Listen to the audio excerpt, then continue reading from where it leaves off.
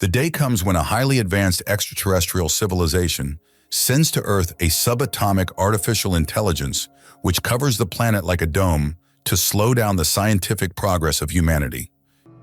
You've got me because they let you. You have no idea what they can do. The year is 1966. In China, a young physicist named Wenji witnesses the murder of her father accused of counter-revolution and belief in God. She herself is arrested. London, 2024, a strategic intelligence inspector responds to a call. A renowned physicist has voluntarily ended his life, leaving a note on the wall of his apartment. It was a countdown. Meanwhile, at Oxford University, a particle accelerator test is underway.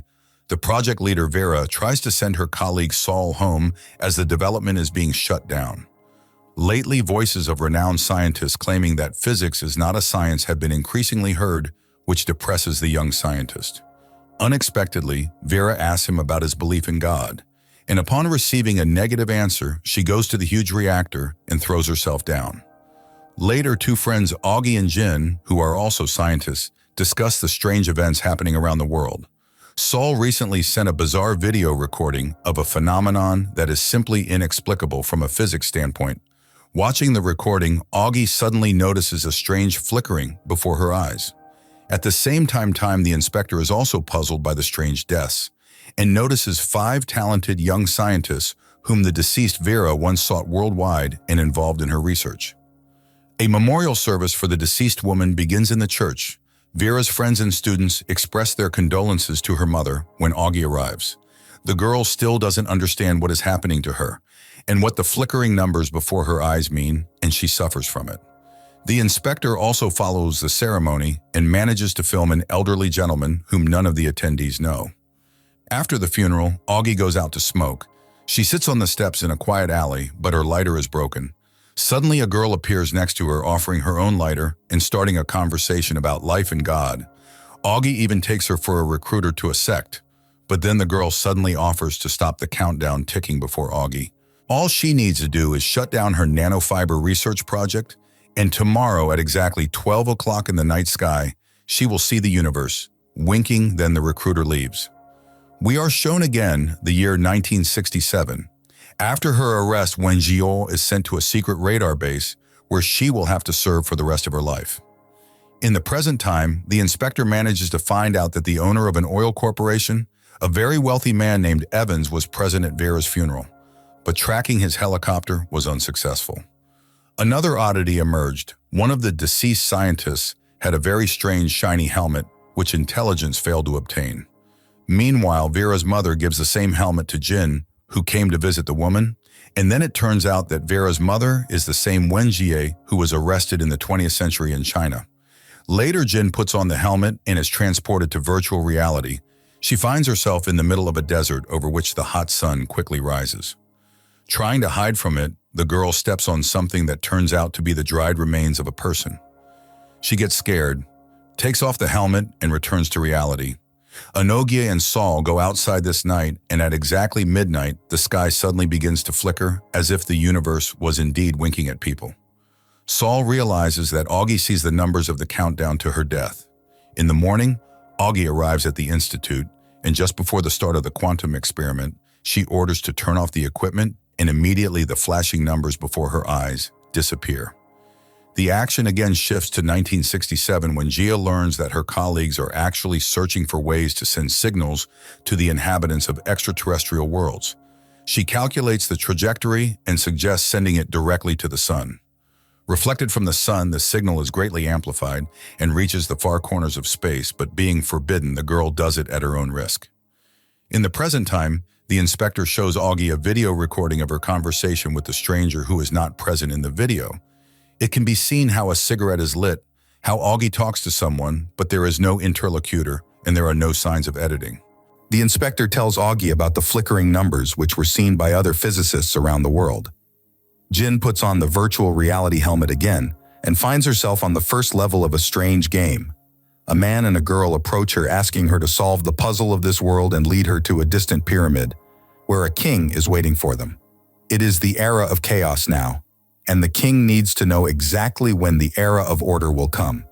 Besides Jin, the king has other scientists, But the one who guesses correctly wins, and if she is wrong, an entire civilization will perish. But then above the pyramid, the scorching sun rises. The man pulls her into shelter, while the girl remains under the rays of the sun and instantly dries up, turning into a bundle of flesh. The man gives it to Jin, explaining that in this form, the body can live until the era of order.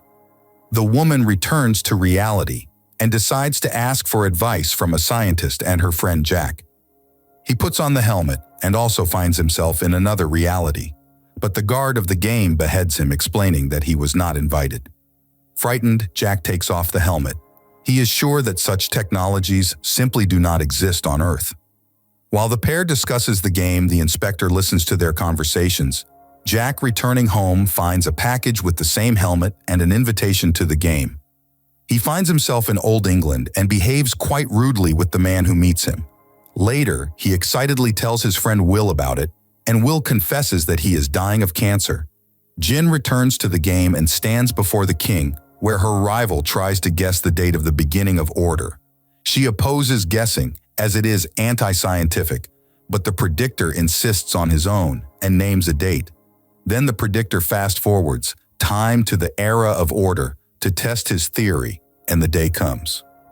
When the time of order arrives and it is possible to bring the dried bodies back to life, Jin sees how the guards throw similar bundles like the one she has from the girl into the water.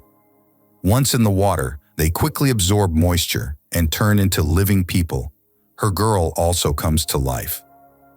Everyone rejoices in the newly found life, but suddenly the sun begins to recede and a snowstorm hits the people. They try to save themselves, but soon freeze and shatter into pieces. Shocked Jin remains alone in the middle of the icy desert. The appearing game guard explains that this civilization perished from the cold. Jin couldn't save them, but she established the superiority of science over mysticism, so she can move on to the second level. The inspector reports to his boss, Wade, that in the 20th century, observatories around the world caught a strange signal, and one of them was the Chinese observatory.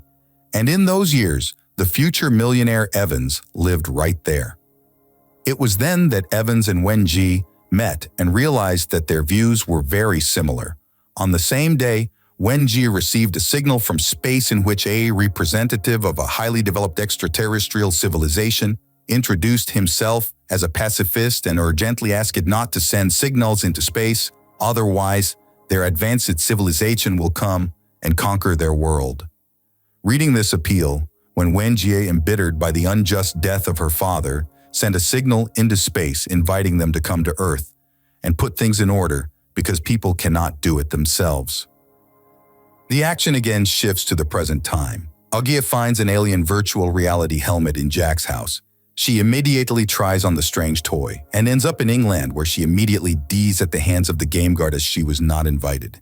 She rushes to her friends and learns that two of them are already participating in the game. Augie is sure that this thing hacks the brain and asks her friends not to play anymore, but the pair, despite the promise, enters a simultaneous game on the second level. They find themselves in England, where the same girl meets them. Here they are received by the Holy Pope, who also wants to know what era is coming.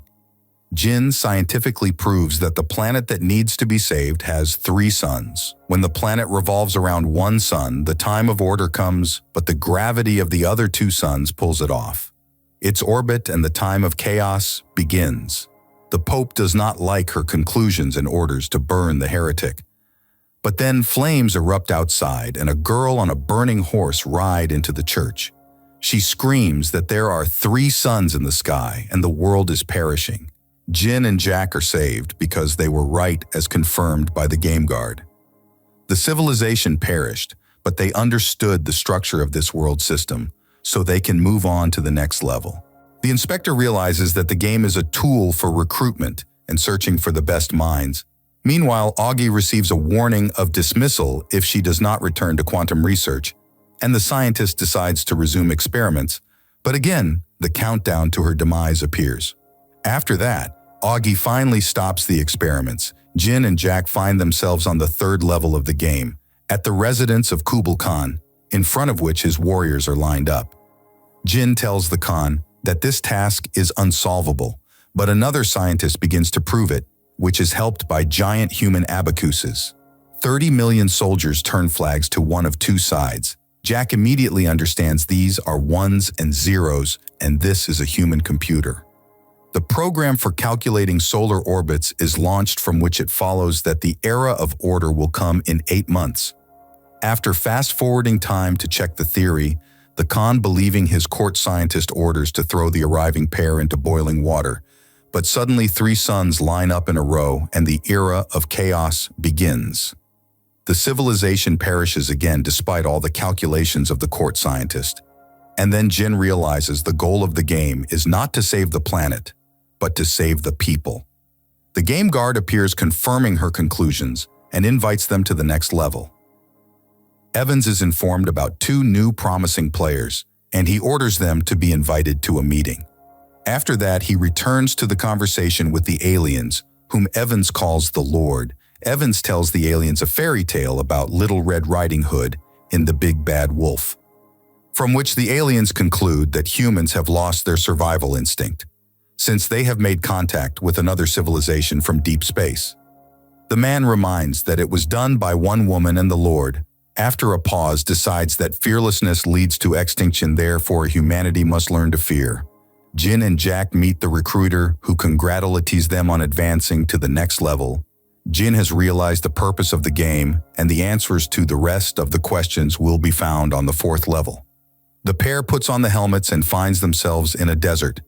The game guard and the girl inform them that Jin was right.